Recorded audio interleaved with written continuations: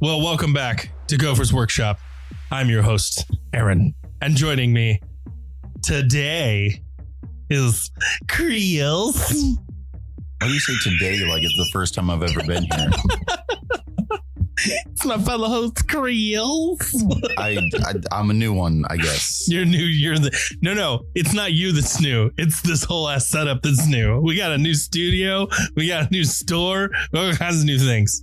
We're going to talk about that later, though. New level of exhaustion. I'm a different person now. It's fine. It's fine. We'll be okay. So today, though, we're going to talk about on the topic of new. We're going to talk about 40K rules to start, right? Yes. So last week, as of this recording, there was arguably a bunch of updates on Warhammer community. Let's just start with, there was a lot of things that said they got updated. Like half of them aren't real. Half of them are like, no, but the index for Space Wolves and the index for Chaos Knights have disappeared. So like, yeah, there's a lot of things that got updated. Like it says the points got updated. There was not a single points change despite it saying it was updated. It's just the removal of index points for two factions. So it looks like there's a lot. There's some, it's not a ton actually. No, but you got a rules update. Okay, so that's what I'm saying. Yeah. You got hurt in a bad way. Okay, so you got a rules update. You're right. I immediately complained about Space. So we were all in anticipation for them fixing Space Wolves. And by fixing, I mean unrestricting them so that they were actually a supplement again. Mm-hmm. Like the Codex cover says. We didn't get that. Instead, Iron Priest guy got nerfed into the dirt. He went from like, that's an interesting take, I don't know when I'd use that, but maybe, into if you take him, you're actually bad at this game. Like, I don't know why. There is no reason to take him, period. After you explained him, no, there's zero reason. Like, there are two vehicles that have such a good gun with such a low number of shots. The argument is you take it in order to bonk those. And even then, mathematically, while you increase the like max potential, it's still not worth the points because of how terrible he is. It's not worth it. Like, they nerfed his rule so that he's objectively terrible compared to a normal tech priest. Also, I would like to point out, they didn't update his points. So after nerfing him into the dirt, he is still, I think, 5 points more expensive than a tech priest. That's insane. When we talked about it, I was already frustrated for you. Mm-hmm. It's even more frustrating now that we are sitting here talking about it on the podcast to hear it all over again. It's like, why would you already? He was already good. Why would you make him useless? If we pretend, and this is a stretch, if we pretend that GW is like a reasonable individual, okay, well, they're like being gun shy about, man, we did Blood Angels and we had to like bounce back and forth on their points and they were crazy and then they weren't and they were considered bad and now they're good again. And so there's all this like, we're struggling to balance whatever. So they're being gun shy about wolves. We have to really pretend here that they're being reasonable about this. The reality is they're doing a bunch of wolf stuff and they're doing it for the hobbyist, not for the game. So we got all these sweet models and they're doing all these cool things with, the different units and models for resculpts, and here's extra bits on your intercessors. We'll call them gray hunters. Like, they're doing a bunch of cool hobby stuff, but the reality is they don't want to put in any effort into Space Wolves competitively, right? Because they gave us enough so that we don't argue, like collectively lose our minds and get pissed at them. But they did just enough so that we're not pissed at them. No one's actually happy about this release kind of at all.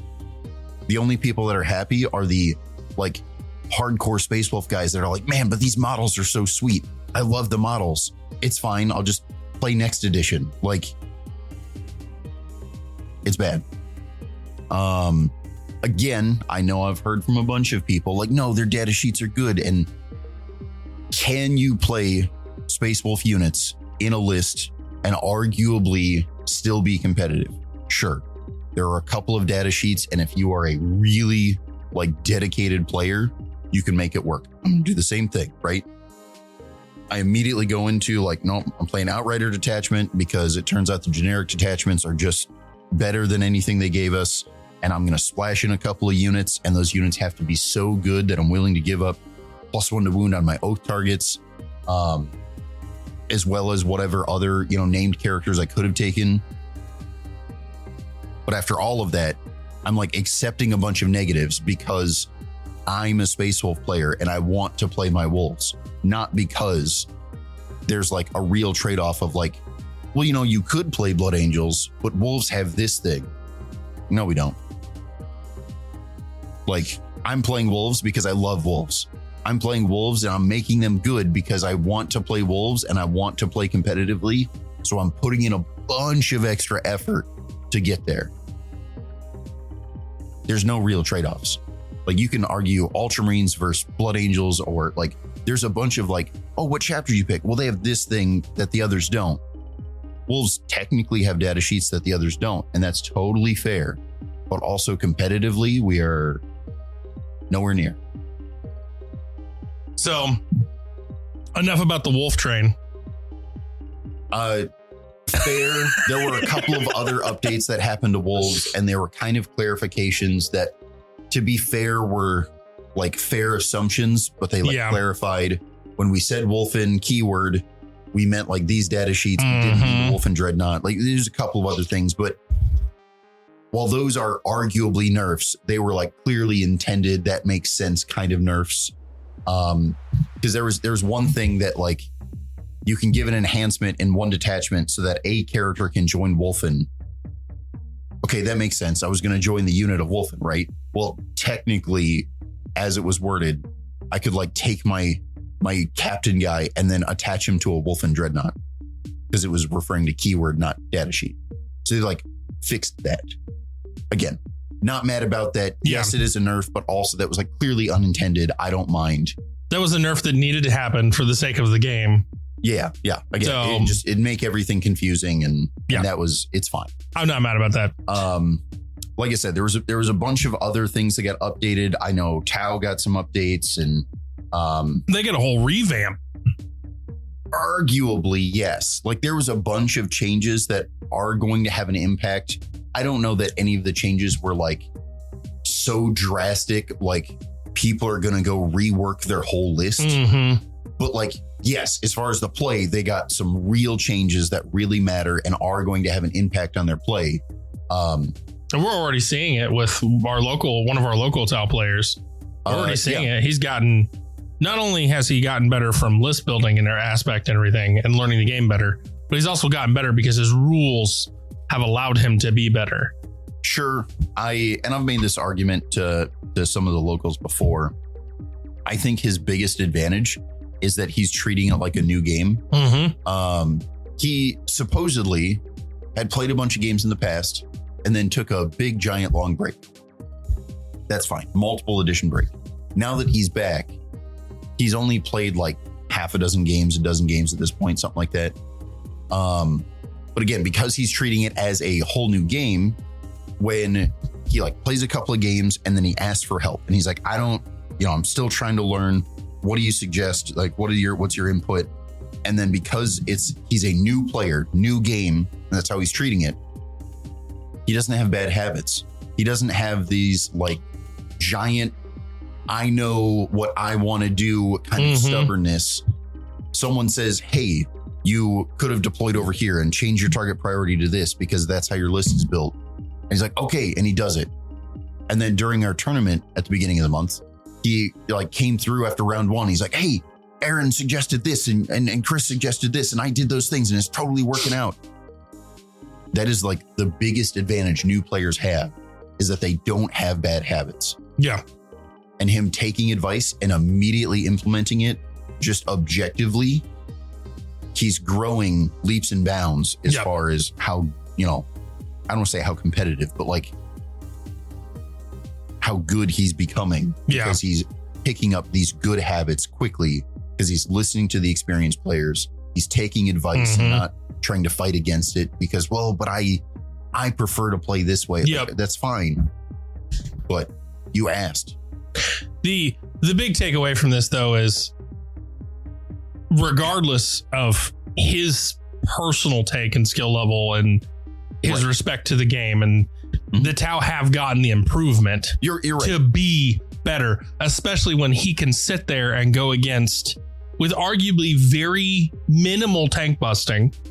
And this last match he had very minimal tank busting. He was able to effectively, even though he lost, it was by 3 points. He was effectively able to hold his own for quite some time against the Tyranid Monster Bash. Yep. That's with a lot of crowd control guns and minimal tank busting. That's impressive. That is extremely impressive, not only for his skill level and his ability to adapt, but also with the rules update. I think it made a big difference for him. So yay, Tau players, you're getting treated right finally. And I don't want to say finally because they've been getting updates throughout the time. Again, when that extra detachment came out, not the Grotmus one, but the one after. Yes, I really got excited for Tau because I thought that was going to help most Tau players, especially the new ones, learn how to play them effectively. But yes, the kind of, I guess I said it in a roundabout way, but his whole new guy mentality to where he's willing to make adjustments and like accept them as adjustments pretty easily. That is a point towards the rule changes, right? Because he's not getting in his head of this is how it was last edition, or this is how it was when they were on Index, and like has these bad habits or has these idea of how the rules should work. He's new enough. Rules update happens. He just implements them and he has no problems with it. Go. And that's why he's kind of picking these things up faster than some of the other Tau players or the other whatever faction players that get updates. Yep. Absolutely agree. So we've discussed the wolf and the wolf bomb here. We discussed the Tau update. What other new stuff did we get from this rules? There was a bunch of, I think minor updates to different factions. There was some updates to Tyranids, and specifically there was a minor update to the new detachment they just got with the burrowing and stuff like that. I don't know that I want to spend too much time going over all these little things because they feel kind of nitpicky, and there was changes, but again, as much as they are useful and I'm glad that they happened, I don't know how many of these changes are like, hey, but did you know it's going to change how the faction works? Or, you're no longer going to take this detachment because they nerfed it into the ground. Like, nothing was really that crazy. And that's kind of, I guess, my whole point with this is the internet got super excited about, look at all these changes. And really, when you boil it down, it wasn't that crazy. It was surface level changes, some cleanup. I'd say it was more house cleaning for changes for the game than it was anything major meta changing. But on that note, let's talk about some complaints we got at our tournament for the new meta. Okay, so I don't want to call them complaints. I want to correct that because the reality is they're not complaints. They were more being like trepidatious. They're like, it looks like this might be happening. I'm going to start panicking and adjusting my list. Which, to be fair, I think they should adjust their list. I'm sure there's some of our individuals that are listening to this that think this is targeted towards them. It is not. But with the new codex that came out, specifically Chaos Knights, it effectively also updated Imperial Knights a while back. Everyone is kind of running scared that there's going to be a knight meta, air quotes. Do I think there's going to be a knight meta? Me personally, no. However, it's going to be Deathwatch is a great example here. Yeah. Deathwatch, when they got updated, holy cow, were they just the best? They were winning like crazy. They were number one.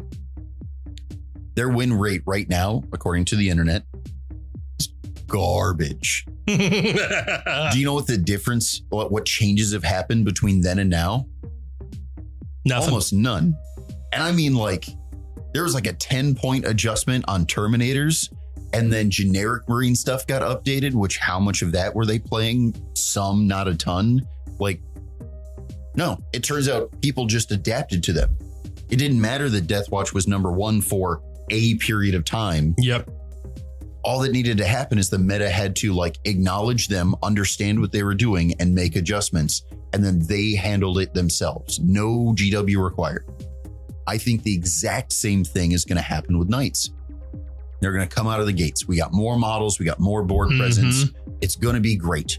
And Knights are going to show up, and everyone is not going to have enough tank busting because they dropped most of that for elite busting. And they're just going to be like, oh man, Knights, I can't deal with them. This is awful. And it's a Knight meta and everybody's got to play Knights. And all the players that don't decide to pick up a whole new faction or dust off their Knights that they've had in the closet forever, they're going to make some adjustments to their list. They're going to add back some of that tank busting that they used to have back when it was like Dreadnought spam and yep. You know, all the Space Marine tanks was the meta. And then after that, the meta is going to adjust, and Knights are going to go from this unbeatable monster. Man, the new codex is crazy. 0 changes. They're going to become more reasonable, and they're going to fall into the middling tier just where they should be. If people adjust too hard because they're scared of the Knight meta, the reality is it's not like that everyone's going to jump to Knights. It means they're going to put too much tank busting, and we're going to see Knights drop like a rock, and other factions that are playing elitist, because that's what they're going to have to drop, are going to start doing better. I'm not worried about it. I think there's going to be a period of time. The internet and the tournament results, to be fair, are going to show Knights are crazy, but it's going to be a brief period of time. We need that adjustment period before we start panicking.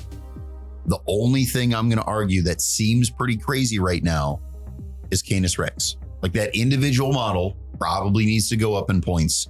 Everything else I've seen, the Ruinator, the you know, all the new stuff, I'm not worried about it. Yes, it's scary. Yes, it's a thing. We all need to adjust our list because we all went to the like minimum tank busting required in our list. We all did that because we were worried about elites. I think we all have to adjust our list slightly, but I don't think a Knight meta is coming. I think we're going to see like a month tops of Knights being on top. We're all going to make some adjustments. We're all going to understand their tricks and what detachments they're using, so we know what stratagems to look out for. We'll settle in and be fine. I will have to agree on this one, especially as a person.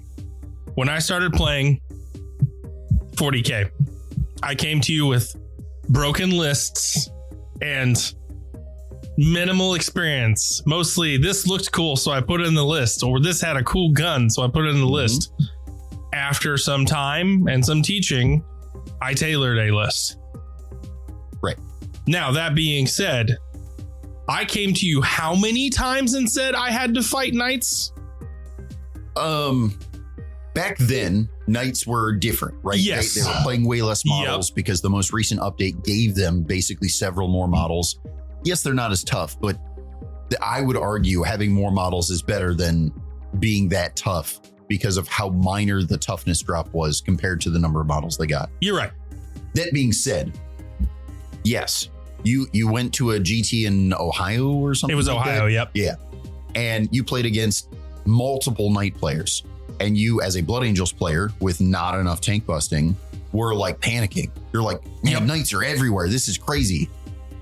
And I tried to explain at the time that like that's a biased perspective, right? Yep. Knights aren't that great. Yes, Knights show up to every GT. Normally you dodge them. Maybe you play them once. You got a little unlucky, right? You and it also paired. didn't help that I was on the bottom tables for most of the day. So sure, I was with the Knights players most of the day. Yeah, that's fine. But you didn't have enough tank busting. You got randomly paired into knights early that kept you at the lower tables where the knights were at the time because they weren't very good. Mm-hmm. And that meant you played knights multiple times and it felt you had an odd experience. I did. But that also birthed, when I got back, a new experience, because you said, okay, if you think knights are so awful, then you need to fight them. So I fought knights multiple times when we got back here, and minuscule tank busting, arguably. Still. Yeah, you adjusted up, but it was like by very little. But yeah, very little. And even then, I argue the tank busting didn't do much to the knights because I never used it on the knights, not the big knights. I would always use it on like the little knight, or I'd use it on something else, or to score me points. But that's because we talked about target priority for different units, right? Yeah. The whole idea of like, no, but Sanguinary Guard, or how to deal with knights because they have lance. And I'm like, well, that's not bad, but also jump pack intercessors do mortal wounds. And you're going to average more damage with jump pack intercessors also getting +1 to wound from the chaplain. Than you would get with Sanguinary Guard. Why not do that? And like, again, we just kind of discussed different strategies and target priorities, and with an adjustment period. Again, this is the important part to everything. You were able to better understand knights. You chose different units to fight into different knights depending on what it was they were doing. And minimal changes, you started doing way better against them. They were no longer this, look how tough they are, unbeatable monsters, I don't have enough tank busting. It was, oh, I get it now. So now this like horde clearing unit of jump pack intercessors, I'm using volume of dice to deal with something that my list normally can't deal with, whether it's mortal wounds or just chain swords with, +1 to wound, that sort of thing. Well, it was volume of dice throw at the problem at that point. Right. And also direct damage.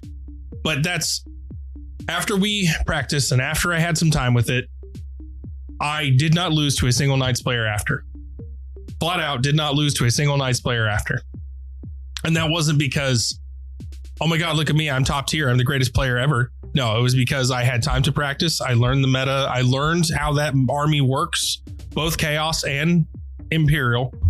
And it wasn't a problem anymore. I was not scared of Knights anymore. Right. And I became scared of Death Watch because holy crap, they got a lot of guns. Sure. But Knights weren't scary. This is going to be true for everybody, right? Like most people on the internet, the reason I hate Reddit so much is because you have all these people on the internet that are deep in this game. And because of that, I totally appreciate that they have an opinion on things. And we should be using the internet to collectively pool our information. And then together we all could do better, right? That's how everything works on the internet.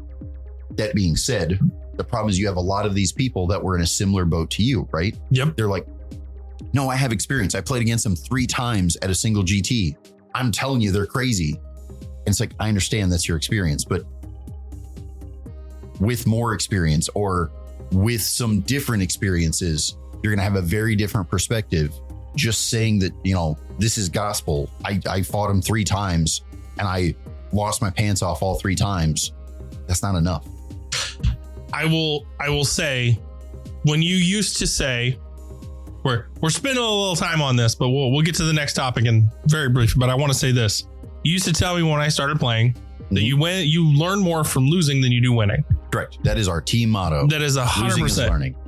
The thing is, you may not realize what you've learned at the time of your initial loss until later on, because fighting Knights, I learned after I came back and I was like, oh my God, Knights are crazy. And you were like, okay, well, I'm going to teach you a better way to use what you already have better.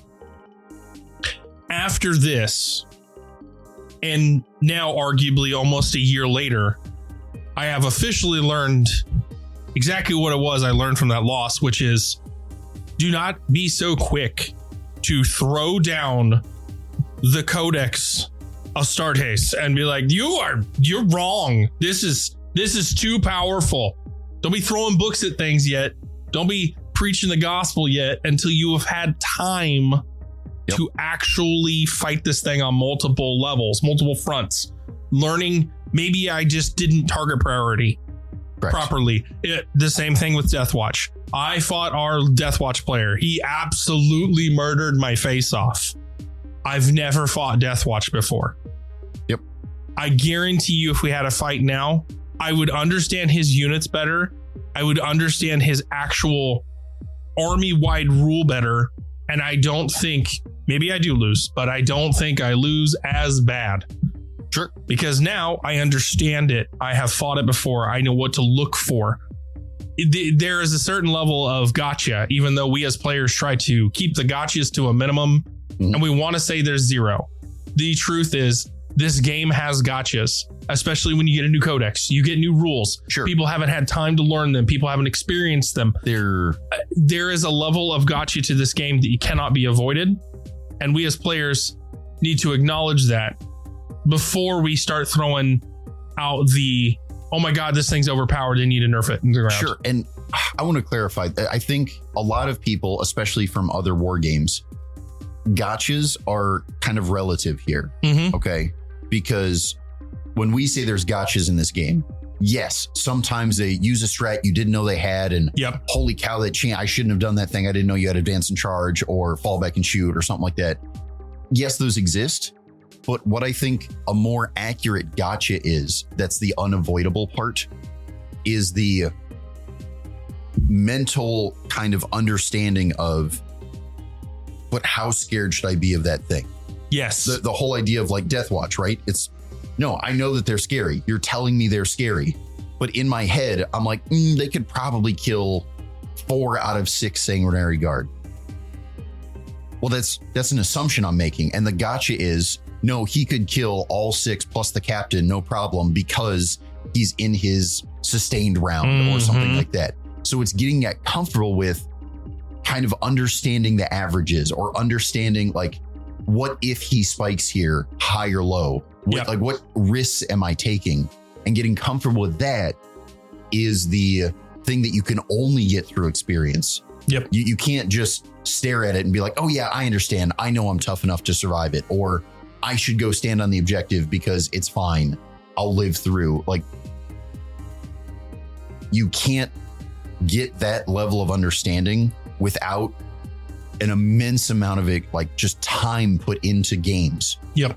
And that's the part that most people aren't, I don't want to say aren't willing to do, but aren't willing to do prior to giving their interpretation. We have a ton of examples of this. DACA detachment, right? It was crazy, the fact that it was less than 2 weeks of it existing. And because it's 2 weeks or less, I don't care how many people are playing 3 games a week, that was still enough time to get the experience, to understand target priority, to understand how to counter it, to settle in before we saw a GT, a big one, by the way. Like, they might be a major, a big one, banning the detachment. There's no way. Even those guys who are running a GT, which probably have real jobs, by the way, but even if we pretend this is their only job, so they could have gotten in a game a day, that's like 10 games before they just decided, no, it's way too powerful and we're not waiting for GW to correct it. We're going to do it ourselves.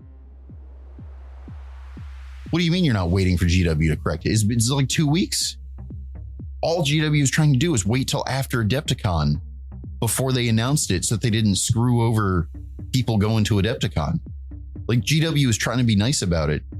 And like, the impatience made like all the internet overreacted. And now that detachment is borderline not real anymore. Right. Same thing goes with every new codex. Chaos Knights have come out. They're crazy. They're super good. And you're right. They are going to be super good because you haven't figured out how to deal with them. Even you, who's like put in work at one point to figure out how to deal with knights, going back now that they have a new codex, even you, who's actually put in real time trying to figure them specifically out, is going to have to maybe not start from scratch, but is going to have to spend another couple of weeks, month, being like, all right, well, now with these adjustments, they get a lot more bodies and they're slightly less tough, so I don't have to dedicate as much. and you're going to have to get those experiences again to feel comfortable. How much do I have to throw out at this? Do I need to double charge? Do I need to play defensive and not charge at this turn because it ain't worth it? That's going to happen. We all have to get those adjustments periods specifically to gain the experience of my faction against that thing. How comfortable am I exposing and making those risks versus when should I not? Yep. I've already, arguably with the new meta, I already have 3 different lists. We've discussed this. I have an all bodies, all melee list. I got a couple pew-pews, little pistols, but nothing crazy. I've got a list that has some real guns and some real fighting. And I've got a list that has some real tank busting in it. Mm-hmm. I've got 3 different lists, and I'm currently practicing with all 3 of them to figure out which one I want to take forward into this meta as a competitive list. Yep. There's a real level of dedication you have to have if you want to be competitive. I argue there's a real specifically competitive. There's a real level of dedication of you may be running 3 lists for 3 to 6 months, practicing into the new meta, figuring out which one you want to do, which one's going to be good. And if you're going to be a real competitive member, you need to actively search out fights with not only better players, but factions you have not fought and factions that have new rules. Because guess what? You haven't fought that faction. Yep. You may have fought them months ago with old index rules or old, points or whatever. But you have not fought the new version. Sure. So you need to constantly be searching for the new and the unknown. And some of this is specifically,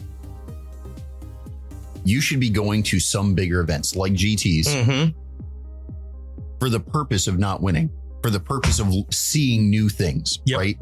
I know if I go to Nova and I play at Nova this year, between the store moving and everything else, like I'm not ready, but it may be worth me going to anyway. Why? Because the tournaments that I go to don't have certain factions, or if they do, the only guy playing that faction, let's be honest, is kind of casual. Like I'm not seeing the scary stuff that faction has access to. So certain bigger events, if they're like cheap enough to go to because they're within a reasonable driving distance, sometimes it's worth going to make you more competitive, not to be competitive, because I'm not going there to win. Yeah, but it's to see things I normally don't see. We've got team guys that I don't want to say bitch, but like kind of point out they're some of the best guys on the team. And they're like, but I've never seen like a good Genestealer cult player. I've never seen like this faction played competitively. And then they go to GT and they're doing good. They're, winning games. They're making it. All of a sudden they see a faction they haven't seen before. And they're just like, well, I didn't even know what he was doing. These are some of our best players that are just looking across the field. Like, I don't know what any of that is. And it's everybody, right? There are so many factions. There are so many detachments in each faction. There are so many variables as far as units and themes and whatever else. No one can know it all and be up to date all the time. It's impossible.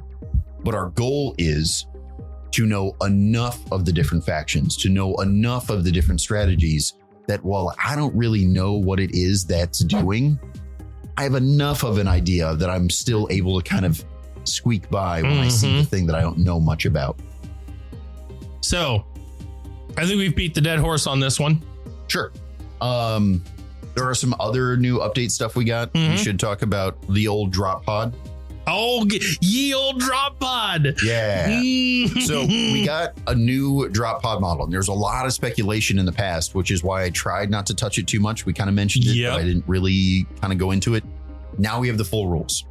Also, by the time you're listening to this, drop pods are out and available for purchase, the new ones. So a bunch of little things. New drop pod model is technically slightly smaller. Not by much, but it is smaller. Okay. Is that relevant? I'm going to argue no. Here's why. They put out in their data sheet that the doors effectively don't count as a part of the hull. This is huge. So now the doors are required to be open on the model, which we thought was going to be a giant pain in the butt. And even after they put out the information showing, like, I don't want to say put out the information. Some people got out in the ether somewhere, I'm not saying who, got access to the model early. And then they put out pictures on Reddit basically showing like, look, with the doors open, it entirely covers an objective marker and like no one can touch it without charging you and this and that. And there's a bunch of, none of that's real, right? It's only the primary core of the drop pod that is the hull. So plenty of enemies can stand on your door, being on the objective, out OCU, and they're not even engaged with you yet. Mm-hmm. That's a big one. This also means, as a tournament organizer, it's way easier for me to clarify old drop pods. So, because only the center hull matters, old drop pods are totally fine. Open, closed, doesn't matter because doors don't count anymore. The change in size is arguably pretty irrelevant because while there is a change in size to the core piece, it's so minor, who cares? The main change to the size was the doors. They got like shorter. But if the door size doesn't matter, again, old drop pods are totally fine. You can play old drop pods. I don't care if they're open or closed. They're still good to go. So I don't have to replace my like 6 or 8 drop pods. Feels good.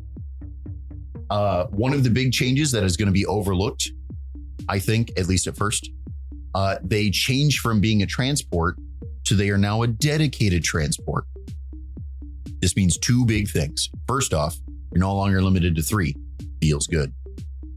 The other thing is it means you are obligated to have a unit inside.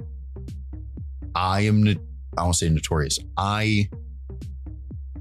Half the times that I played a drop pod this edition, and I did play drop pods this edition, I took them empty because they had OC, they were cheap, and they had deep strike. So I just launched him in the backfield, put him on an objective that I cleared off or whatever else, and stole the show. I was able to put him in the back corner, do an action for sabotage or what cleanse or whatever else. So a bunch of minor things are changing with drop pods. But the best news we have here is that all the concerns we had with old drop pods are going to be useless. They're, what's it mean that they're sold in pairs of 2? None of those major changes we are worried about are actually relevant. We're okay. I do kind of like that it's sold in pairs of 2 as well, because you're getting a little bit more bang for your buck. Financially, I think it's a great choice. Yep. Realistically, I don't know that I'm actually happy about it, only because it feels like the secondary market is about to be inundated with drop pods again. They were way back in the day when like drop pod span happened and then that went away. I think it's going to happen again because I think you're going to end up with a lot of people that drop pods are good. They're not crazy. They're just good. With the new like transport capacity went from 10 to 12. Again, they become much more relevant. I'm happy about it. But I think you're going to see a lot of players purchasing the box of 2 and being like, well, I really only ever play with 1. So they sell the other one online. They sell the other one online. Yeah. I don't know that it's crazy. We sell used models. As far as we're concerned, it doesn't matter to us as a business. But as a player, I think there's going to be a lot of people that are like talking with their friends. Hey, you want to split a drop pod box? Like, why is a regular unit box being treated like an army box that has like a 2-player box where it has 2 different factions? Mm-hmm. I don't know. That's great for selling boxes. Yeah. So one of the good rules for it, though. Mm-hmm. You want to tell us the good on it? It's a deep striking land raider. Hooray! No, so it's actually very weak. It lost OC. It lost a lot of utility, but for all that utility it lost, it's still cheap, and it has deep strike, and it comes in on turn 1, and you can now assault out of it or charge out of it. Mm-hmm. So disembark and charge on turn 1. Sounds pretty great. That's actually a lot. Okay, pretty huge. Now the argument here is, maybe you could have, I guess the confusion on the rules is disembarking out of transports doesn't prevent you from charging unless it like moves and goes fast or whatever. Because it's deep striking, there's a whole argument as to like counts as normal move. Did it move? Did it not? I understand why the rules are confusing about this, but the real restriction is that you can't, like, you're coming from reserves, disembarking, did it move, did it not? The rule trumps all of that. I don't care that you came in from reserves. I don't care that you disembarked from a transport. I don't care whether or not the transport counted as moving. The rule lets you charge. It's still going to be a 9-inch charge, which is not ideal. Nope. But for arguably very few points, giving a unit that doesn't have deep strike, so that you're guaranteed a charge attempt on turn 1, pretty huge. Not to mention, I'm not super familiar with everybody else's factions, but I know there are certain troops that don't have deep strike ability that do have reroll charges. Absolutely. So This is a fantastic option for them to basically get jump packs without having jump packs for one whole turn. That's crazy good. Yep. And the thing that I suspect is going to happen with drop pods is that you're going to see plenty of lists that are using them, and they probably actually will use things like 2 of them or something like that. But where it gets crazy is drop pods, I think, are going to be a giant like gamble list. What I mean by that is if a list is using multiple drop pods and it goes first, we're talking about multiple 9-inch charges. We're talking about maybe they all get rerolls for free. And the one unit that doesn't, maybe you get, you spend your CP on that. I think you're going to see the multiple drop pod list, and it's going to look like it's doing really good online. But what you're going to have to be wary of is how often did they go first? Because multiple drop pod list, if it goes first, looks amazing, is aggressive, is awesome, has board control. If it goes second, there's a pretty easy way to counter it, right? Good screening, good movement turn 1, even if you're exposing yourself a little bit to like, no, but that unit's going to get shot up. Well, it turns out they get shot up after they decide where they're deep striking. So they are still putting their drop pod maybe on the edge of their deployment zone or things like that. So drop pods are good. I love drop pods. I think they're awesome. I think if you play more than one, it's going to be if I go first, this list feels awesome. If I go second, I hope my opponent makes a mistake, because otherwise they're going to hem me into my deployment zone despite having all this arguable mobility. So the only other difference is we lost guns. So no more shooting for drop pods. But we don't care. The gun on it was so minor, I literally could not be bothered. I lost my Stormbolter. You don't even have to reduce my points for that. I will still pay 70 points for the drop pod. 5 points less than a suppressor unit. And the reality is, right, you gave up your gun for effectively 2 extra transport capacity. Now, if I'm being honest, I'll pay 5 more points for that trade. That seems pretty great. When you throw Death Company on foot in there, it's a very scary drop pod. Well, I think one of the big things here is going up to 12 means some of the units that take up 2 slots. Now, keep in mind, you got to read the drop pod restrictions, right? Because they basically made a bunch of changes. Not only is it 12 now, but like Centurions aren't an option at all. Mm-hmm. That sucks a lot. Actually, I'm really upset about that. But the units that do take up 2 slots, now I can take a unit of 6. Yep. No character, but still a unit of 6. That's pretty big. So on that note, do we have any other changes we'd like to talk about? As far as the rules that came out about a week ago, I think we're good. Again, there's a bunch of factions that got touched in a really like surface minor way, and those do matter.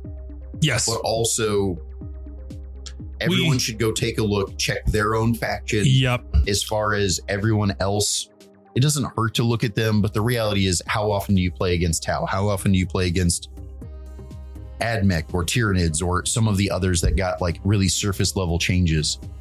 If you don't play against Tyranids very often, you don't care that detachment got changed. Don't worry about it. They essentially wax the faction, and now you have a new shiny code for a little while. That's essentially it for a lot of these. From what I saw, a majority, not all, a majority of the changes were effectively clarifications and like cleanup, as we said earlier. It's enough.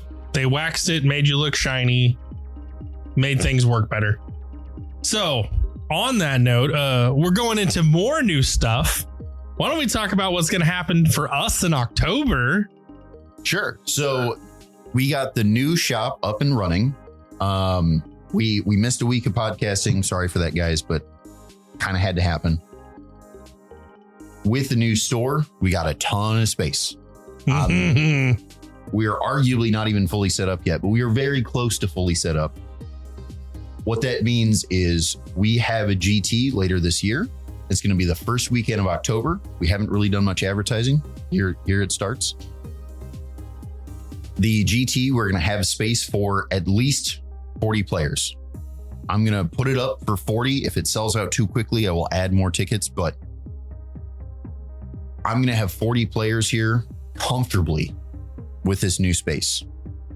If I need to, I can fit 48 crammed in there in one room, and I still have extra space in the other room that we could add more players. So we have tons of space. Giant custom tables. Yep. Comfortable seats. We got it. We got it. Yeah. So, if you are interested in doing that thing, it's already on BCP. We're going to be, the way it works is go to our website, get the ticket there. Yep. Once you get the ticket, there will be a minor delay, but about once a week, let's say, Sky is going to take that information and input you into BCP so you get an idea of how many tickets are left. But it gets kind of weird because if we sell them on BCP and our website, it gets hard to track accurately. So I know it's a little inconvenient, but technically it is on BCP. Go to our website, purchase a ticket there, and we'll have that in October while supplies last.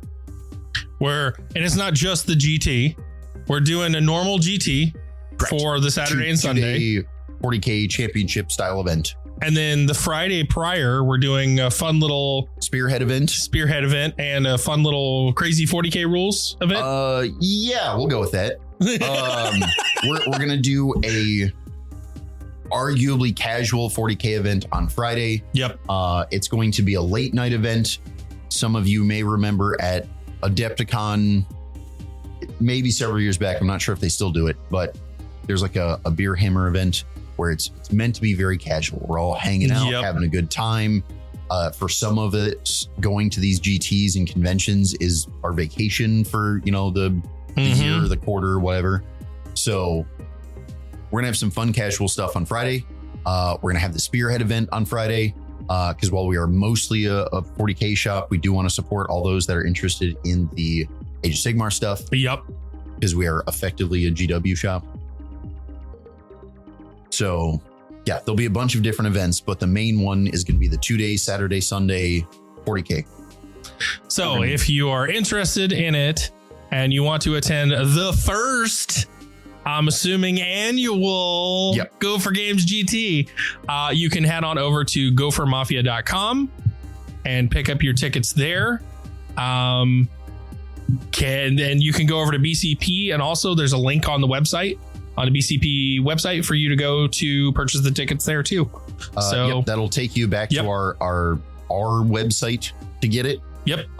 Again, as far as once you purchase the ticket, we will manually put you in there because we're trying to track them accurately so we don't oversell and create waiting lists or whatever else. But yeah, if it turns out we're sold out, shoot us an email. If we get too many emails, I will increase the number of tickets and we will kind of spread out into the second room, things like that.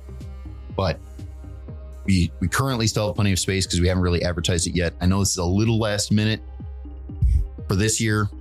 We'll advertise a little better next year, but I wanted to make sure we're in the new space and set up for it. So that being said, I also want to announce some new things that are coming for us in the near future. So we've got the new space. That also means we have new studio. I mentioned it at the beginning of the episode. We've got a new podcasting studio. Yep. Which also means we have new content coming. Correct. One of which is battle reports on YouTube. Hooray! Hooray! So we're going to start doing some battle reports on YouTube. And I want to let everybody know ahead of time that these battle reports, though some of them, and I do mean some, will be more of the fun narrative stuff, we're going to be primarily focusing on the competitive aspect of 40K and not only showing you like cool new tricks to use in your competitive for like the little clips and shorts we're going to be doing for you, like new tricks you can do with your melee army and, you know, new tricks you can do with your shooting stuff. But we're also going to be focusing the 40K battle reports on building competitive lists and facing off against each other to show you what these competitive lists can do, kind of show you what you're looking for in your own personal army to build into your competitive meta. This is going to be a competitive oriented battle report YouTube channel. So be on the lookout for that. And if you're into the narrative stuff, we'll have, like I said, we'll have tiny little tidbits for you. Also be on the lookout. I just wanted to clarify, we're going to do competitive stuff. And that means that we're trying to not only show you stuff for you, but also this will help you understand the meta, air quotes, the big meta that isn't your local one. And the whole point of showing you all of this is educational. Yep. Okay. We're showing you this stuff, not because it's like, oh, here, look what I found. And like, we just want to be like, here's some cool things that like could happen. We're going to keep it very realistic and very grounded. We're going to, even if you don't see the whole game, because we kind of fast forward through the movement phase or whatever else, right? We're going to try to keep it reasonable so it's still digestible.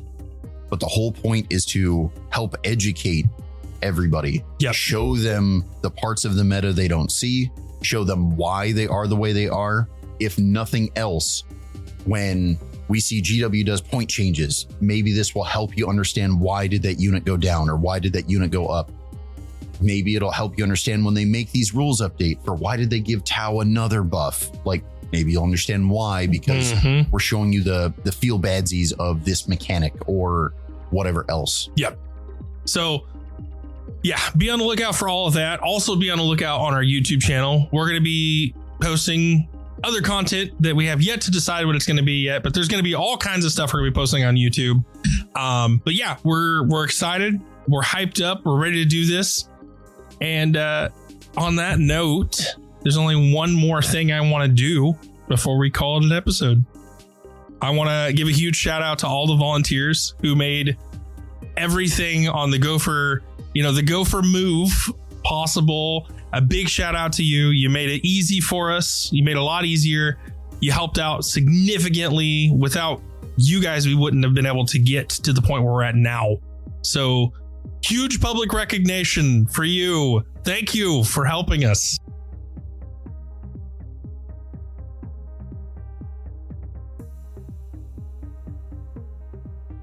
So yes, a shout out to everybody who helped us, and another huge shout out to our Patreon members. I didn't forget you.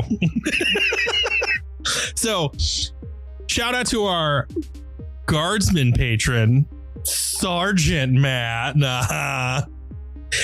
Huge shout out to our White Shield Guardsman patrons, Mitch and Nick O'Demus. So thank you to our patrons.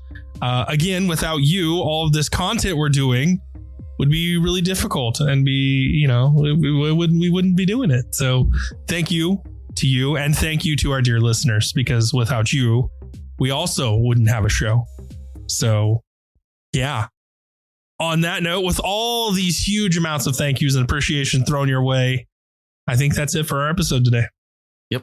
Keep it a little shorter despite the rants, and we'll be back to doing it every week. So you'll have another episode next week, and we'll see what other nonsense comes out of GW between now and then. On that note, thank you all for listening. Tune in next week.